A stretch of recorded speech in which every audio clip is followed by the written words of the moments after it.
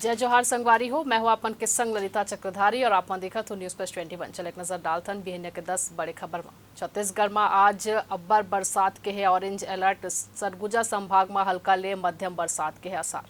33 नहीं अब 40% नंबर आही तो ही पास। छत्तीसगढ़ के विश्वविद्यालय में नवा शिक्षा नीति लागू हुई। प्राइवेट परीक्षार्थी घलो दी सेमेस्टर एग्जाम। अमरनाथ यात्रा पर पहला जत्था जम्मू के भगवती नगर बेस कैंप और राम मंदिर ले रवाना हुआ। दिल्ली एयरपोर्ट में टर्मिनल में एक छत गिरी से एक की हुई मौत, 5 जन घायल हुई। कतको गाड़ी दबिस। पहला बरसात में दिल्ली एनसीआर के इलाका डूबिस। राष्ट्रपति के अभिभाषण पर धन्यवाद प्रस्ताव पर चर्चा आज लोकसभा में। बीजेपी नेता अनुराग ठाकुर तो राज्यसभा में सुधांशु त्रिवेदी शुरुआत कर सकते। तमिलनाडु के कल्लाकुरेची में जहरीला शराब पिए मरने वाले की संख्या बढ़ के 64 हुई। कर्नाटक के हावेरी में खड़े ट्रक ले टकराइस बस, 13 जन की हुई मौत।